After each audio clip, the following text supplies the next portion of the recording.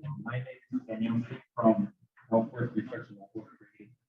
So I'm going to talk about chemical sensor using dielectrophoretically assembled carbon nanotube micro trench.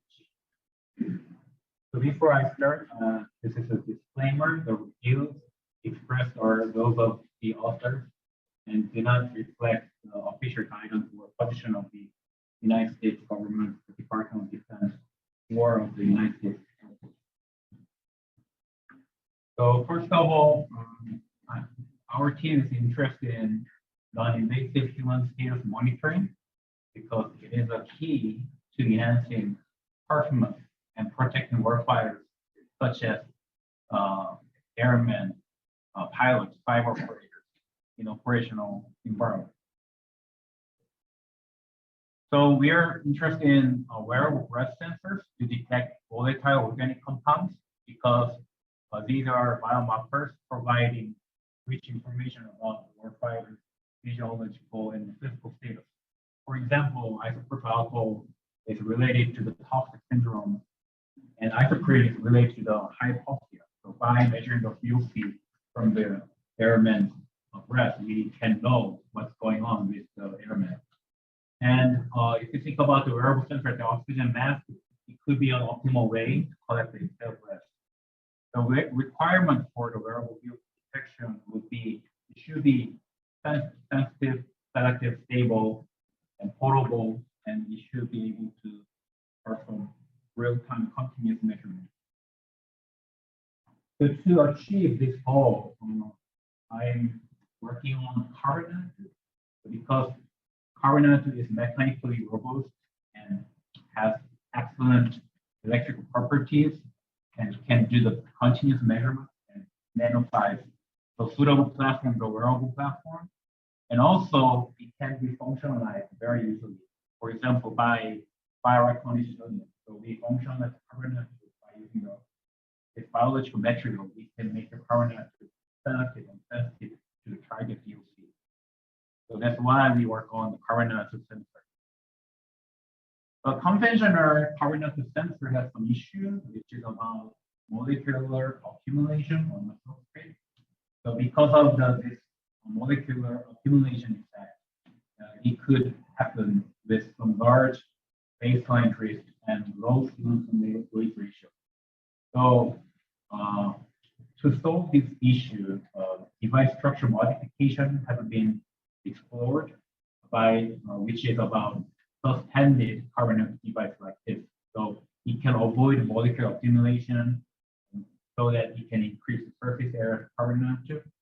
So as a result, it can show higher sensitivity and higher signal-to-noise ratio. And this is the example of the signal.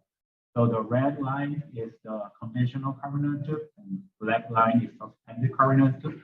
As you can see, noise levels is much lower and the signal baseline as well. So there's a lot of drift with the conventional one, but suspended carbon nanotube shows very stable baseline drift. But the key issue is the previous suspended carbon nanotube sensor is that it is very complicated to fabricate those type of sensors. You can see we should transfer the nanotube to the device with the high temperature. And this one is more complicated. It is using the nano precision actuator to make the carbon nanotube sensor transfer to the electrode. So it is very complicated, as well as it also just using the bare carbon nanotube and not the functional carbon nanotube. So straightforward process to build suspended carbon nanotube is required. So we propose a transfer device like this with dielectrophoretically assembled carbon nanotube. So it doesn't need some delicate transfer process, and it doesn't need any high technology fabrication process. It can be done by conventional photolithography, and it can be done by post assembly of carbon nanotube. So that it does not affect any contamination and can avoid the damage. And also, dielectrophoresis is just a this process, we put the droplet of carbon nanotube onto the device and apply the AC voltage, then carbon nanotube align across the electrodes. So this is we call it the dielectrophoresis process, which is the straightforward process to build suspended carbon nanotube. So this is the specific fabrication process. So just a simple second step, conventional photolithography to make this type of platform as shown here. So this is just the non-trenched device. So just the gold electrode. This one gold electrode, and in the middle there is trench here. So this is the enlarged view. So as you can see, we could make some trench device here, and it can be done very simply by using the conventional photolithography and dry plasma dry etching process. And then this is about the carbon nanotube assemble onto the device platform, fabricated platform.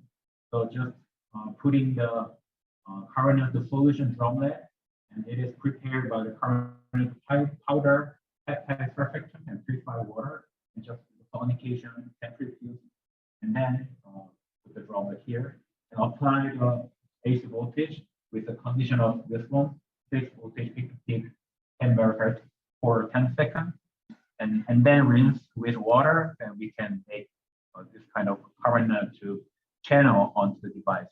So this is the carbon nanotube onto the trench device. This is the carbon nanotube network onto the non-trench carbon nanotube device.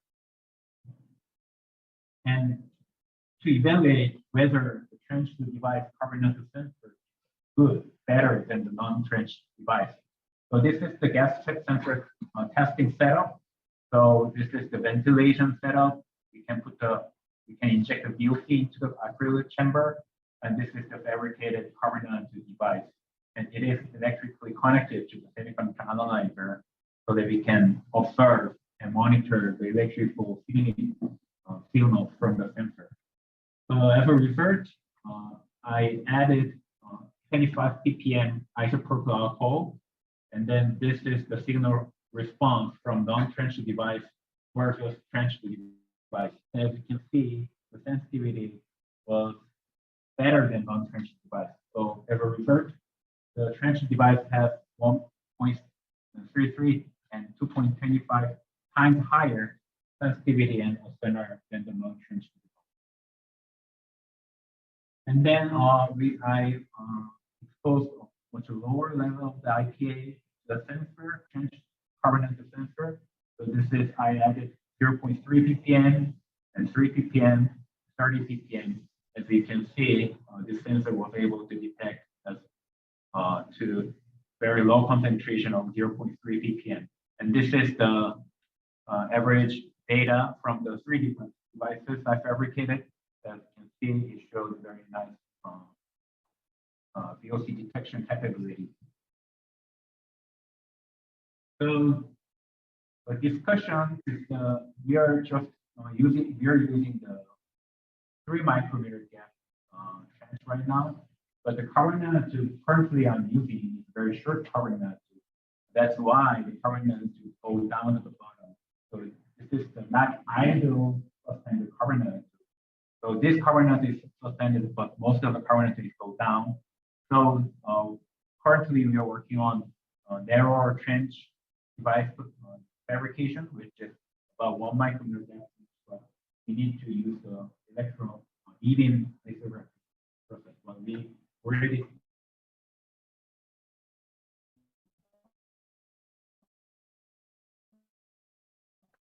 fabricated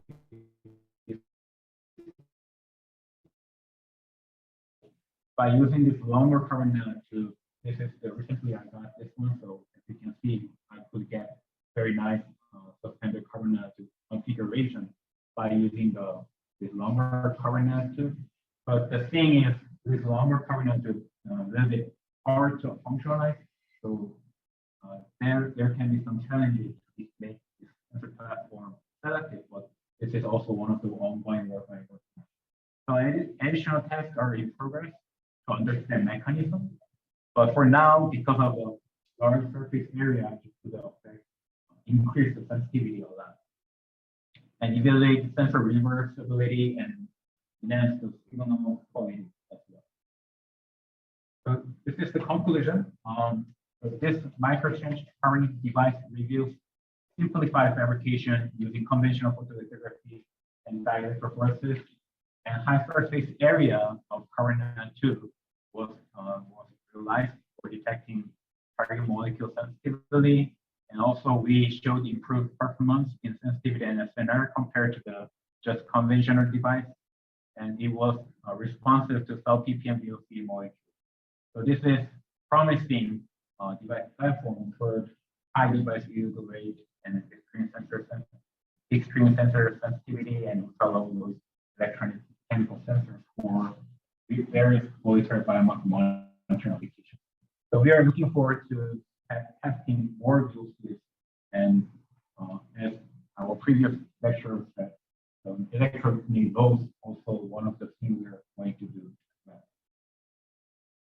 I would like to acknowledge my team members, my advisor, and collaboration from a lot of places, and also support from L4 Special Laboratory and L4's Official Science Research. And this is the end of my presentation.